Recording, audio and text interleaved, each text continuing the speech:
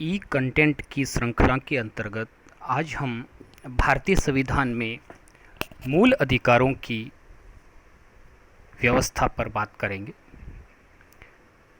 सबसे पहले भारतीय संविधान में मूल अधिकार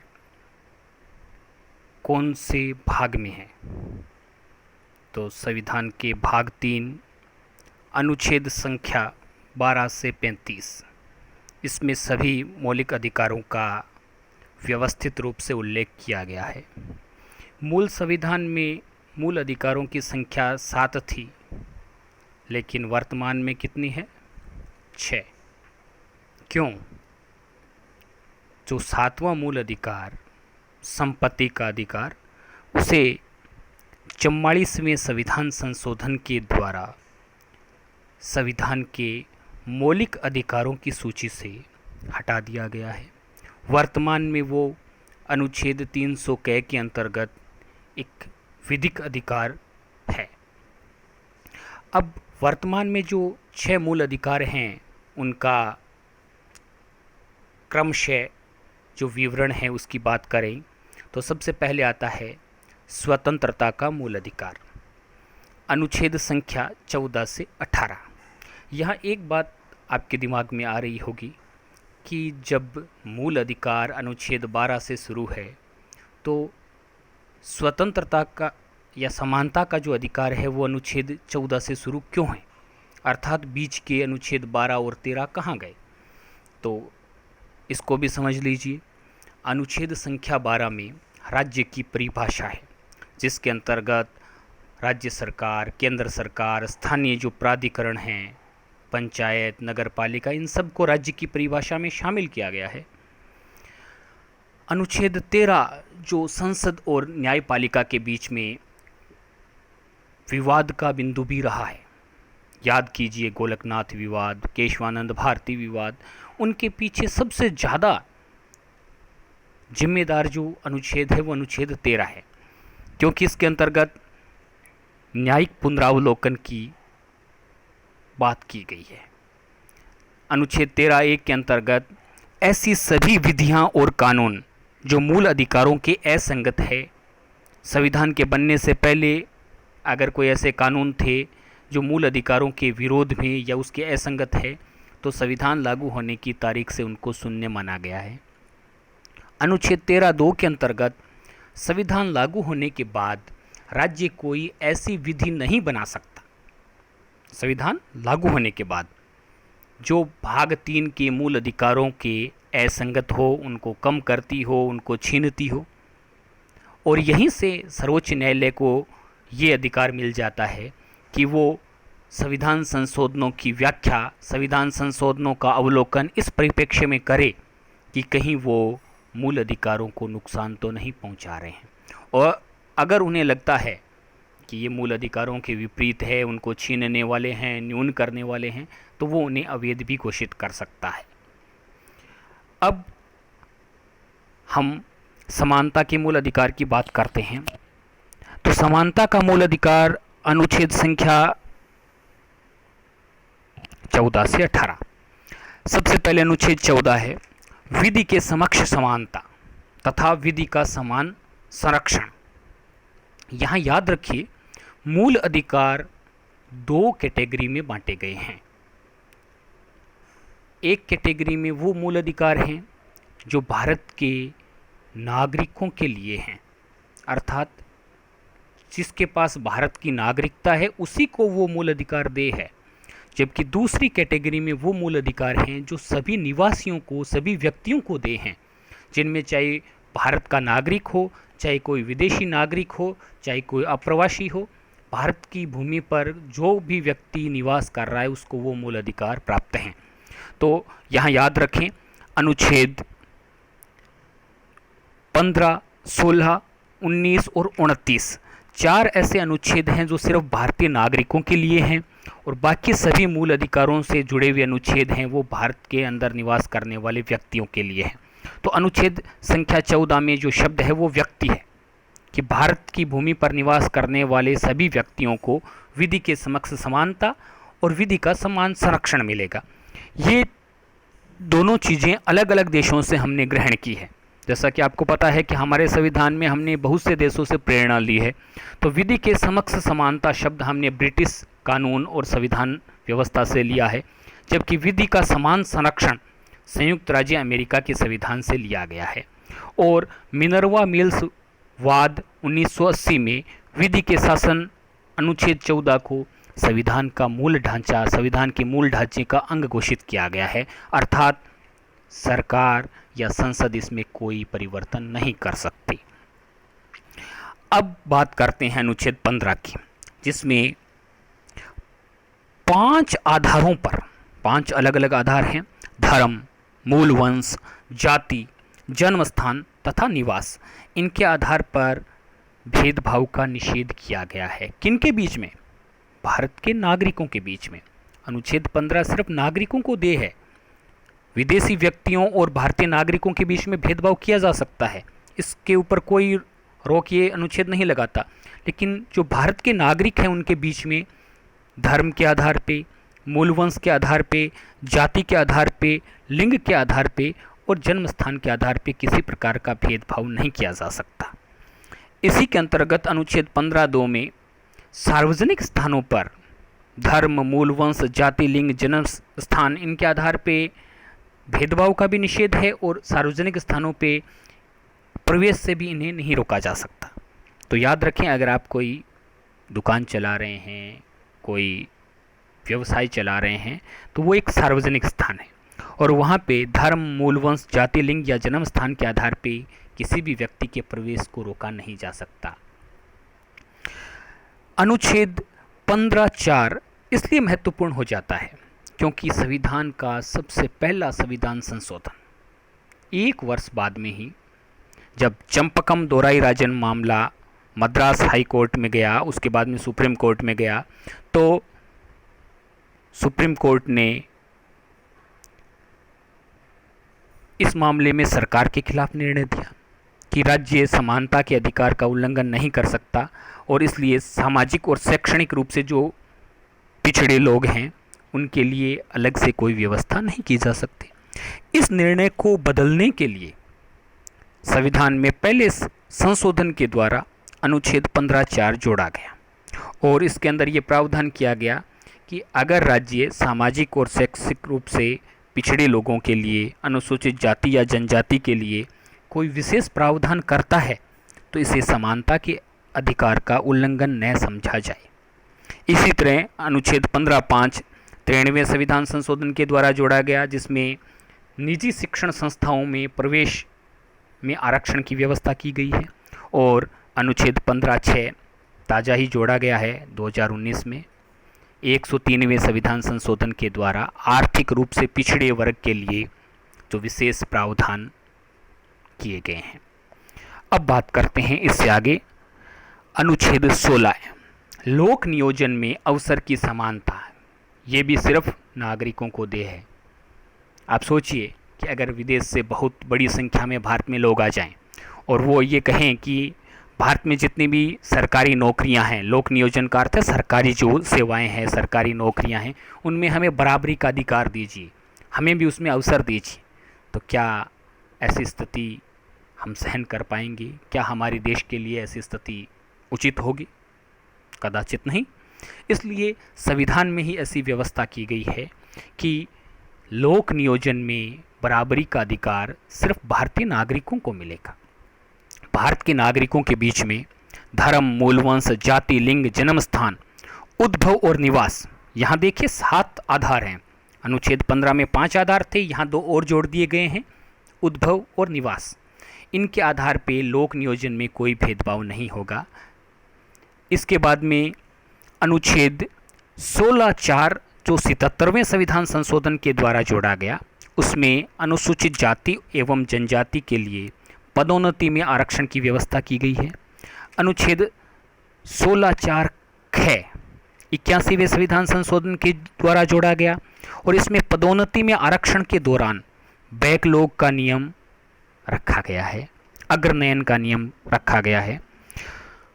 अनुच्छेद 16(6) 103वें संविधान संशोधन के द्वारा जोड़ा गया है और इसमें आर्थिक रूप से पिछड़े वर्ग के लिए लोक नियोजन में सरकारी सेवा में 10% तक आरक्षण की व्यवस्था की गई है।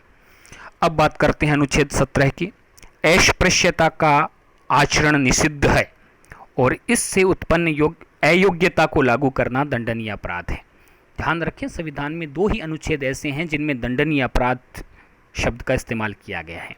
अनुच्छेद 17 के अंतर्गत अस्पृश्यता और अनुच्छेद 23 के अंतर्गत जो महिलाओं और बच्चों का दुर्व्यापार और बेगार है।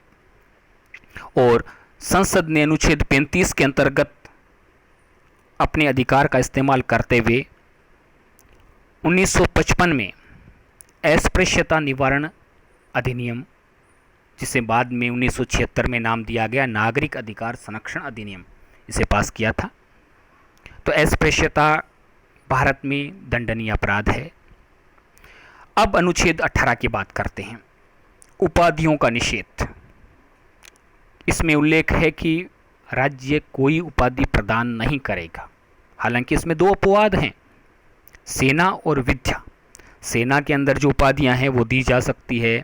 विद्या से जुड़ी हुई उपाधियां जैसे डॉक्टरेट, डीलिट, अलग अलग जो उपाधियां हैं वो दी जा सकती हैं, इन पे कोई रोक नहीं है। लेकिन इनके अलावा जो पुराने ज़माने में राजाधिराज, महाराज, राय बहादुर, तरह तरह की उपाधियां दी जाती थी और इनसे समानता के अधिकार का उल्लंघन होता था। इसीलिए इसको समानता के मूल अधिकार में जोड़ा गया, क्योंकि एक व्यक्ति को सीधे अपने नाम से पुकारा जा रहा है, दूसरे को उसके नाम के आगे अलग अलग विशेष उपमानों से नवाजा जा रहा है। तो ये कहीं ना कहीं नागरिकों के बीच में भेदभाव को जन्म देता है। इसीलिए हमने संविधान में उपाधियों का निषेध कर दिया है। तो ये हो गया समानता का मूल अधिकार। अब उसके बाद में दूसरा जो मूल अधिकार है, स्वतंत्रता का मूल अधिकार। अनुच्छेद संख्या 19 से 22।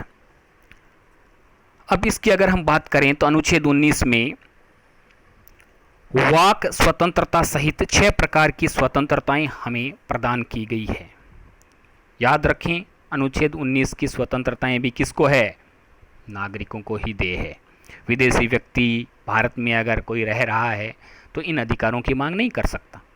अब ये 6 स्वतंत्रताएं कौन कौन सी है? विचार एवं अभिव्यक्ति की स्वतंत्रता। आप अपने विचारों को अभिव्यक्त करने के लिए स्वतंत्र हैं, चाहे लिख के, बोल के, कैसे भी। सभा एवं सम्मेलन की स्वतंत्रता, लेकिन शर्त है सभा या सम्मेलन है वो बिना हथियारों के होना चाहिए, शांतिपूर्ण होना चाहिए। संघ एवं सोसाइटी बनाने की स्वतंत्रता है। भारत में निर्बाध भ्रमण करने की, कहीं पे भी आप आ जा सकते हैं। पहले कश्मीर इसका थोड़ा अपवाद था, लेकिन वर्तमान में वो भी स्थिति पहले की तुलना में बदल चुकी है। और भारत में कहीं भी बसने की। और 6ठी स्वतंत्रता है कोई भी आजीविका या व्यापार करने की। तो ये 6 स्वतंत्रताएं भारत के प्रत्येक नागरिक को प्राप्त हैं। पहले ये स्वतंत्रताएं 7 थी। संपत्ति का अधिकार था, उस समय संपत्ति अर्जित करने की भी स्वतंत्रता थी। लेकिन जैसे ही संपत्ति का अधिकार खत्म हुआ, उसके साथ साथ संपत्ति की स्वतंत्रता भी खत्म कर दी गई। हालांकि युक्तियुक्त आधार पर इन स्वतंत्रताओं पे प्रतिबंध लगाया जा सकता है और अलग अलग स्वतंत्रताओं के लिए अलग अलग प्रतिबंधों की व्यवस्था की गई है। विदेशी संबंधों के हित में, राज्य की एकता और अखंडता के हित में, लोक व्यवस्था के हित में, इस प्रकार के अलग अलग इस पे पाबंदियां भी लगाई जा सकती हैं।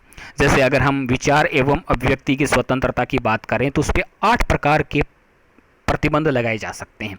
8 ऐसे आधार हैं जिनके आधार पे आपकी अभिव्यक्ति की स्वतंत्रता को रोका जा सकता है। देश की एकता और अखंडता, राज्य की सुरक्षा, लोक व्यवस्था, विदेशी राज्यों से संबंध, शिष्टाचार एवं सदाचार, न्यायालय की अवमानना, मानहानि और अपराध उद्दीपन। इसी तरह अलग अलग जो स्वतंत्रताएं हैं उनके लिए अलग अलग प्रतिबंध के आधार हैं। अनुच्छेद 20 के अंतर्गत अपराधों के लिए दोष सिद्धि के संबंध में संरक्षण, कि अगर आप पे कोई आरोप लगाया गया है तो दोष सिद्धि के संबंध में क्या सुरक्षा के प्रावधान आपके लिए हैं। तो इसके अंतर्गत आप देखिए, सबसे पहले जिस समय अपराध किया गया है उस समय लागू कानूनों के अनुसार ही उसका निर्णय किया जाएगा, उसी के अनुसार उसे दंडित किया जाएगा। भूतलक्षी प्रभाव से कोई दांडिक कानून नहीं बनाया जा सकता। ऐसा नहीं है कि आपने जब कोई कार्य किया उस समय वो अपराध नहीं था और बाद में उसको अपराध घोषित कर दिया जाए और उसके लिए आपको दंडित कर दिया जाए। अपराध किए जाने, कार्य किए जाने के समय जो लागू कानून है उसी के अनुसार उसे दंडित किया जाएगा, उसका फैसला किया जाएगा। इसके अलावा दूसरा है दोहरे संकट से संरक्षण। एक ही कार्य के लिए, एक ही अपराध के लिए 2 बार दंड नहीं दिया जा सकता। एक अपराध किया है तो उसके लिए एक ही बार दंड दिया जाएगा। हालांकि सरकारी कर्मचारियों के मामले में इसमें अपवाद है। सरकारी कर्मचारियों को 2 बार दंडित किया जा सकता है। कैसे? एक तो जो उन्होंने अपराध किया उसके लिए न्यायालय उनको दंडित करेगा और दूसरा उनका विभाग भी उन पर कोई अनुशासनात्मक कार्यवाही कर सकता है। और तीसरा आत्म अभिशंसन से संरक्षण। किसी भी अपराधी से ये नहीं कहा जा सकता कि वो अपने खिलाफ गवाही दे। वो अपनी मर्जी से देना चाहे, अपराध कबूल करना चाहे तो कर सकता है, लेकिन इस पर कोई दबाव नहीं बनाया जा सकता, उसको इसके लिए मजबूर नहीं किया जा सकता। फिर बात करते हैं संविधान का जो सबसे महत्वपूर्ण अधिकार हैं उनमें से एक, अनुच्छेद 21, प्राण और दैहिक स्वतंत्रता, यानी आपके जीवन की स्वतंत्रता। क्योंकि जब तक जीवन है तभी तक अधिकारों का मूल्य है और बिना विधि द्वारा स्थापित प्रक्रिया के किसी भी व्यक्ति को, याद रखें ये व्यक्ति को प्राप्त है, नागरिक के साथ साथ भारत की भूमि पर निवास करने वाले प्रत्येक व्यक्ति को, उसे विधि द्वारा स्थापित प्रक्रिया से ही प्राण और दैहिक स्वतंत्रता से वंचित किया जा सकता है, अन्यथा नहीं। और ये शब्द है जो विधि द्वारा स्थापित प्रक्रिया, ये जापान के संविधान से लिया गया है। हालांकि मेनका गांधी वाद में 1978 में सुप्रीम कोर्ट ने विधि द्वारा स्थापित प्रक्रिया को बहुत विस्तृत कर दिया है और वर्तमान में ये प्राकृतिक न्याय के सिद्धांतों के अनुकूल होना इसके अंदर शामिल हो गया है। तो हालांकि मूल रूप से अमेरिका और भारत के अंदर जो विधि की उचित प्रक्रिया और विधि द्वारा स्थापित प्रक्रिया दोनों शब्दों में अंतर था, लेकिन वर्तमान में सर्वोच्च न्यायालय के अलग अलग मामलों में दिए गए निर्णयों के अंतर्गत इस मूल अधिकार का जो दायरा है वो संपूर्ण मानवाधिकारों तक विस्तृत हो गया है। इसके अंतर्गत विदेश जाने का अधिकार, एकांतता का अधिकार, जीविकोपार्जन का अधिकार, निःशुल्क विधिक सहायता का अधिकार, चिकित्सा सहायता का अधिकार, आश्रय का अधिकार, निःशुल्क खाद्य सामग्री प्राप्त करने का अधिकार, प्रदूषण मुक्त जीवन का अधिकार, सहकर्मियों द्वारा यौन उत्पीड़न का निषेध, धूम्रपान का निषेध, इस तरह के बहुत सारे जो अधिकार हैं जो मानवाधिकारों से जुड़े हुए हैं उनको सर्वोच्च न्यायालय ने अलग अलग मामलों में अनुच्छेद 21 का सहायक अंग घोषित किया है। अब बात करते हैं अनुच्छेद 21 के, जो बाद में जोड़ा गया। हालांकि ये अलग से कोई मूल अधिकार नहीं है। शिक्षा का मूल अधिकार, जो एक तरीके से स्वतंत्रता के अधिकार का ही एक अंग है। पहले सर्वोच्च न्यायालय ने इसे अनुच्छेद 21 का अंग माना था, लेकिन बाद में इसे स्पष्ट रूप से लागू करने के लिए 86वें संविधान संशोधन के द्वारा 6 से 14 वर्ष के बालकों, जिसमें बच्चे और बच्चियां दोनों सम्मिलित हैं, निःशुल्क एवं अनिवार्य शिक्षा का प्रावधान उनके लिए किया गया है अनुच्छेद 21 के, और इसे लागू करने की तारीख है 1 अप्रैल 2010। उसके बाद में आता है अनुच्छेद 22, गिरफ्तारी एवं निरोध से संरक्षण। अगर किसी व्यक्ति को गिरफ्तार किया जा रहा है उस समय उस पर जो लागू होंगे वो अनुच्छेद 22 के अधिकार होंगे। सबसे पहला, उसे विधि द्वारा स्थापित प्रक्रिया से ही गिरफ्तार किया जाएगा, उसका निरोध किया जाएगा और उसको गिरफ्तार करने के बाद भी कुछ अधिकार दे होंगे। ऐसा नहीं है कि उसे गिरफ्तार कर लिया तो उसके सारे मूल अधिकार खत्म हो गए। जैसे नंबर 1, गिरफ्तार व्यक्ति को अपने अधिवक्ता यानी वकील से परामर्श का और अपने बचाव का अधिकार मिलेगा। उसे 24 घंटे के अंदर अंदर मजिस्ट्रेट के सामने, जज के सामने पेश करना पड़ेगा। इसके अलावा उसे गिरफ्तारी का कारण बताया जाएगा। तो ये अधिकार उसे गिरफ्तार होने के बाद भी देय होंगे। अब बात करते हैं तीसरे मूल अधिकार की, जो है शोषण के विरुद्ध अधिकार, अनुच्छेद 23 और 24। अनुच्छेद 23 के अंतर्गत महिलाओं एवं बच्चों का दुर्व्यापार तथा बेगार या बलात् श्रम का निषेध किया गया है और ये दंडनीय अपराध है। ये सभी नागरिकों और गैर नागरिकों सभी व्यक्तियों के लिए देय है। अगर कोई व्यक्ति किसी दूसरे व्यक्ति से बलात् श्रम करवाता है या उचित मजदूरी नहीं देता है तो उसे बेगार माना जाएगा और वो अनुच्छेद 23 के अंतर्गत निषिद्ध है, उसके लिए अपराध करने वाला दंड का भागीदार है। इसके लिए संविधान में अलग अलग कानून भी बनाए गए हैं। बंधुआ मजदूरी उन्मूलन अधिनियम 1976, महिला एवं बाल अनैतिक व्यापार निषेध अधिनियम 1986। इसके अलावा अनुच्छेद 24 के अंतर्गत बालकों के बाल श्रम के नियोजन पर प्रतिबंध लगाया गया है कि बाल श्रम है वो निषिद्ध रहेगा। 14 वर्ष से कम आयु के बालक बालिकाओं को कारखानों, खानों या जोखिम भरे कार्यों में नहीं लगाया जा सकता। इसके लिए बाल श्रम प्रतिषेध अधिनियम 1986 भी बनाया गया है, जिसमें 2006, उसके बाद में 2016 और 18 में कई संशोधन किए गए हैं।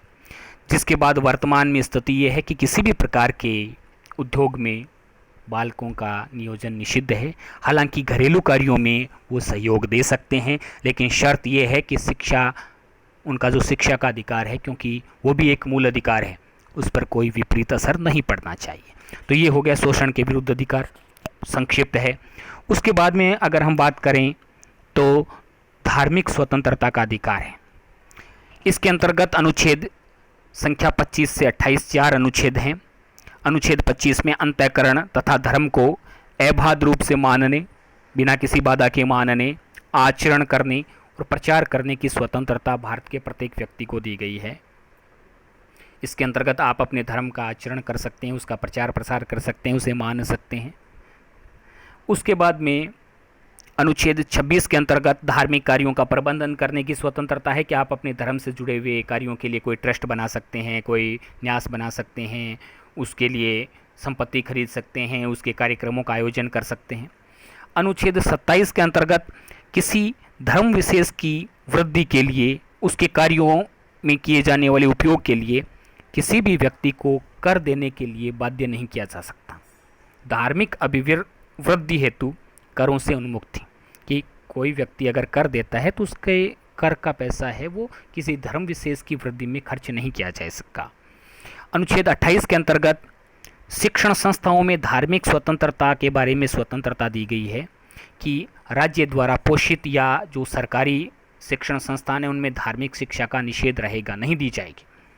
अपवाद स्वरूप कुछ ऐसे स्कूल्स होते हैं, शिक्षण संस्थान होते हैं जहाँ धार्मिक शिक्षा देना जरूरी भी हो सकता है।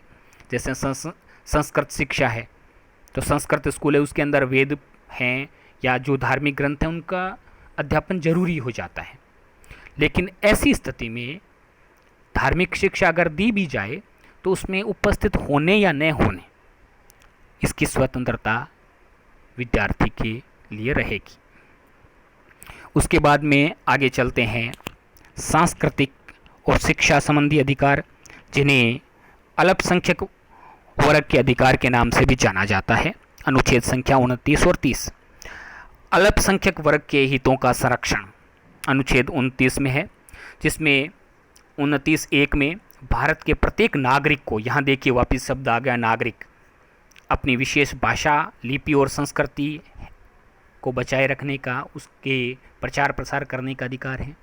ये अधिकार वास्तव में अल्पसंख्यक एवं बहुसंख्यक सभी को है, लेकिन यहाँ शब्द अल्पसंख्यक ज़्यादा इसलिए यूज किया जाता है कि बहुसंख्यक वर्ग की भाषा, लिपि, संस्कृति का प्रचार प्रसार तो वैसे भी खूब होता है, तो उसको बचाए रखने की समस्या कभी आती नहीं है, और ऐसी समस्या प्राय जो अल्पसंख्यक हैं उनके सामने आती है।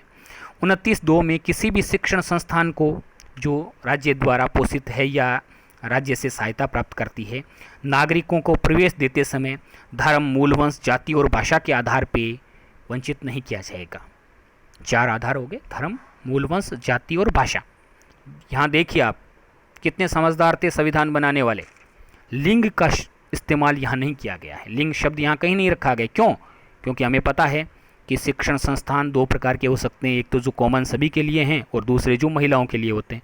तो अगर यहाँ लिख देते कि लिंग के आधार पे भेदभाव का निषेध है शिक्षण संस्थाओं में प्रवेश के मामले में, तो इसका अर्थ ये होता कि महिलाओं के लिए फिर कोई भी स्कूल कॉलेज नहीं बन सकता था, सारे कॉलेज कॉमन हो जाते, जो भारत के परिदृश्य में उचित नहीं था। तो यहाँ सिर्फ 4 ही शब्दों का इस्तेमाल किया गया है। अनुच्छेद 30 में शिक्षण संस्थाओं की स्थापना और उनके प्रबंधन का अधिकार है कि अल्पसंख्यक वर्ग है वो भाषा और धर्म पर आधारित जो अल्पसंख्यक हैं वो अपनी रुचि की शिक्षण संस्था बना सकते हैं, उनका प्रशासन कर सकते हैं, और राज्य जब सहायता देगा तो ऐसे शिक्षण संस्थाओं के साथ कोई भेदभाव नहीं करेगा। उसके बाद में संविधान का हृदय और आत्मा, संवैधानिक उपचारों का अधिकार, जिसे डॉक्टर भीमराव अंबेडकर जी ने संविधान का हृदय बताया था। इसके अंतर्गत अगर आपके मूल अधिकारों का उल्लंघन, हनन कहीं हो रहा है तो आप कैसे उसे रोक सकते हैं, कैसे उपचार प्राप्त कर सकते हैं। जब हम किसी चीज़ से पीड़ित हो जाते हैं तब हमें आवश्यकता पड़ती है उपचारों की। तो ये कार्य भारत का माननीय सर्वोच्च न्यायालय कर सकता है। इसके अलावा हालांकि हाईकोर्ट भी कर सकता है, लेकिन उसके लिए अनुच्छेद दूसरा है। अनुच्छेद 32 के अंतर्गत संवैधानिक उपचारों का अधिकार मूल रूप से सर्वोच्च न्यायालय से जुड़ा हुआ है कि सर्वोच्च न्यायालय 5 प्रकार की रिट जारी कर सकता है। सबसे पहली बंदी प्रत्यक्षीकरण, किसी बंदी बनाए गए व्यक्ति को सशरीर न्यायालय के समक्ष पेश करने से जुड़ी हुई है। ये पुलिस से भी जुड़ी हुई है और दूसरे नागरिकों से भी जुड़ी हुई है। किसी व्यक्ति ने दूसरे व्यक्ति को अगर गैरकानूनी रूप से बंदी बना रखा है, कैद कर रखा है, तो उससे मुक्त करवाने के लिए भी बंदी प्रत्यक्षीकरण याचिका दायर की जा सकती है। और पुलिस के द्वारा अगर किसी व्यक्ति को बंदी बनाया गया है गैरकानूनी रूप से, तो उसे मुक्त करवाने के लिए भी इसका इस्तेमाल हो सकता है। इसके अलावा परमादेश, सर्वोच्च न्यायालय का सबसे बड़ा आदेश। किसी भी सरकारी कर्मचारी, लोक प्राधिकारी से ये पूछा जा सकता है कि आपने ये कार्य किस अधिकार से किया, और इसका अर्थ ये होता है कि वो कोई भी अवैध कृत्य न कर पाए, अपने अधिकारों का अतिक्रमण न कर पाए। इसके अलावा है प्रतिषेध। उच्च स्तर का न्यायालय अपने अधीनस्थ न्यायालय को ये जारी कर सकता है कि वो किसी विशेष मामले में सुनवाई को रोक दें। प्रतिषेध का मतलब हो गया निषेध। उत्प्रेषण, ये इसी का अगला अंग है। उत्प्रेषण की रिट अधीनस्थ न्यायालयों को जारी की जा सकती है या अर्ध न्यायिक प्रकार की जो निकाय हैं उनको जारी की जाती है कि आप इस मामले को हमारे पास भेज दें, आगे भेज दें। इसके अलावा 5वें प्रकार की रिट है अधिकार परीक्षा। सरकारी पद, लोक पद को धारण किए हुए किसी व्यक्ति से ये पूछा जाता है कि आप ये पद किस आधार पे धारण किए हुए हो। अगर किसी व्यक्ति ने गलत तरीके से बिना कानूनी आधार की कोई पद धारण किया है तो उसे अपने पद से हटाने, उसे अपने शक्तियों के बेजा इस्तेमाल से रोकने के लिए अधिकार परीक्षा का इस्तेमाल किया जा सकता है। अब देखिए, मूल अधिकारों के जो 6 प्रकार हैं, 6 अलग अलग मूल अधिकार हैं, ये इसके अंदर आ गए। अब एक प्रश्न आता है कि जब संपत्ति का अधिकार खत्म कर दिया अनुच्छेद 31 के अंतर्गत, तो क्या अनुच्छेद 31 पूरी तरह से समाप्त हो गया? तो ऐसा नहीं है। अनुच्छेद 31 का भाग ख आज भी मौजूद है, भाग ग भी मौजूद है। 31 ख के अंतर्गत 9वीं अनुसूची का प्रावधान है जो बड़ी चर्चा में रहती है, संविधान की 12 अनुसूचियों में से एक है। तो 31 ख आज भी लागू है। 31 ग भी लागू है जो संपत्ति के अनिवार्य अर्जन से जुड़ा हुआ है, भूमि के अर्जन से जुड़ा हुआ है। इसके अलावा अनुच्छेद 33, 34, 35 भी हैं जो हालांकि किसी मूल अधिकार से स्पष्ट तौर पे तो नहीं जुड़े हुए, लेकिन मूल अधिकारों के सहायक अनुच्छेद हैं। जैसे अनुच्छेद 33 है, वो संसद को ये अधिकार देता है कि वो सशस्त्र बल या कानून व्यवस्था से जुड़े हुए जो कर्मचारी हैं उनके मूल अधिकारों पर पाबंदी लगाने वाला कोई कानून बना सकती है। अनुच्छेद 34 है जो किसी राज्य क्षेत्र में अगर सेना का कानून लागू है तो वहाँ किसी व्यक्ति के द्वारा, किसी कर्मचारी के द्वारा व्यवस्था को बनाए रखने के लिए कोई कार्य किया जाता है तो उसे जायज़ ठहरा सकती है। और अनुच्छेद 35 है जो संसद को अधिकार देता है कि भाग 3 में अपराध घोषित किए गए जो अनुच्छेद हैं, अनुच्छेद 17 और 23, उनके दंड निर्धारण के लिए संसद कानून बना सकता है। तो ये हो गए हमारे संविधान के मूल अधिकारों से जुड़े हुए जो विशेष प्रावधान हैं।